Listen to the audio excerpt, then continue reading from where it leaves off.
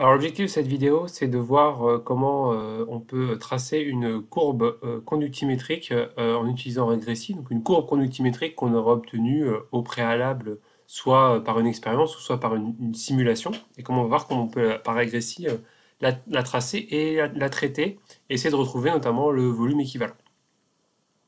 Alors ce qu'il faut faire au départ, c'est donc prendre le jeu de données que l'on a, donc vous avez ici par exemple un jeu de données, donc faire un CTRL A pour prendre l'ensemble des données, CTRL C, et puis ensuite sur Regressi, euh, fichier, nouveau, presse-papier.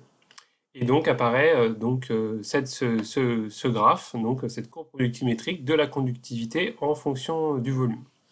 Alors une chose importante à savoir sur Regressi, c'est que donc dans le tableau vous avez donc les deux données qui sont reportées, mais que ici ça peut poser un problème parce que gamma en fait est une grandeur qui est déjà dans le logiciel. Donc ce que je vous invite à faire dans ces cas-là, c'est double-cliquer pour changer euh, le symbole de cette grandeur. On va l'appeler par exemple conde pour conductivité.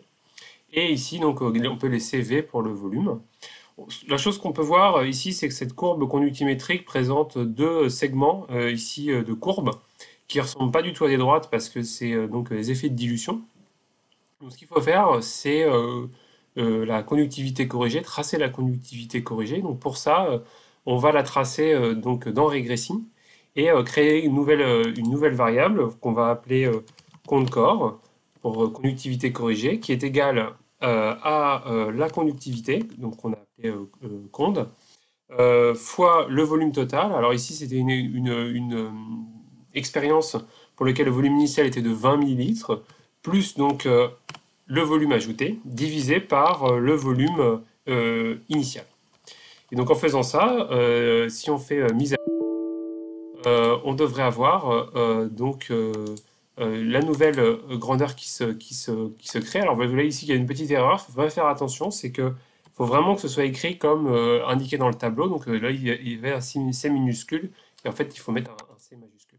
Une fois qu'on a fait ça, donc la mise à jour est bonne. Dans le tableau, c'est créé la nouvelle grandeur, et cette nouvelle grandeur, on peut la tracer sur le graphique à droite. Donc je vais fermer la partie ici grandeur, et on va mettre en plus grand la partie liée au graphique. Et donc, au lieu de tracer cette courbe de conductivité en fonction du volume ajouté, on va tracer la conductivité corrigée. On a la possibilité, par exemple, ici de le faire très rapidement en appuyant ici sur conductivité corrigée. Et donc, on voit que cette conductivité corrigée en fonction du volume se trace. Et on va supprimer la courbe en noir. Donc, pour ça, on va dans coordonnées ici.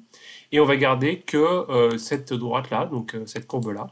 Et donc, on va supprimer celle-ci et on va faire OK. Et donc, ne sera tracée que la conductivité corrigée en fonction du volume.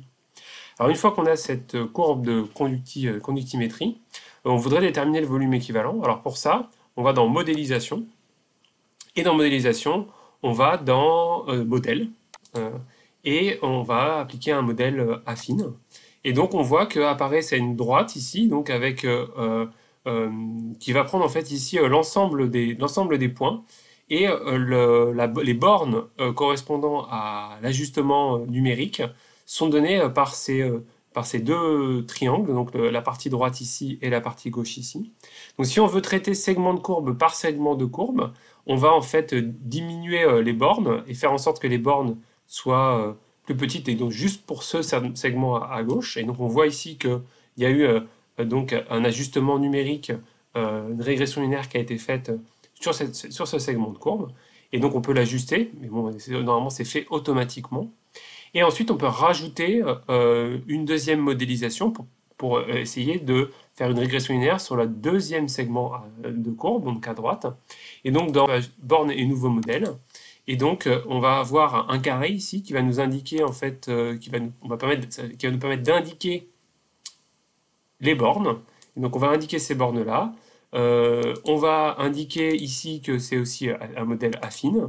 Et vous voyez donc que vous avez cette régression linéaire qui s'est faite cette fois-ci en rouge, qui a été tracée sur l'autre segment. Euh, et à gauche, ce qui est intéressant, c'est est apparu ici plusieurs informations dans le résultat de la modélisation, et notamment l'intersection 1,2, qui correspond en fait à l'intersection de la courbe de la régression linéaire 1 et de la régression linéaire 2. Et ces deux régressions linéaires, donc elles se croisent, et le point d'intersection ici, il est indiqué comme étant à 19,99 plus ou moins 0,05 millilitres. Ce qu'on peut noter aussi, c'est que les deux modèles sont indiqués ici dans les expressions du modèle ici, qu'on peut les réajuster à n'importe quel moment en changeant ici en changeant les bornes, on peut changer la valeur, ça peut changer un petit peu la valeur du volume équivalent. Et ce qu'on peut faire pour avoir quelque chose de plus lisible, c'est dans les options, mettre le tracé des intersections. Et du coup, ici apparaissent les valeurs de conductivité corrigée et de volume, ici volume équivalent au point d'intersection. Et donc, si on change ici, par exemple, les bornes et qu'on fait ajuster, on peut avoir un petit changement du volume équivalent. Voilà, donc on voit ici, par exemple,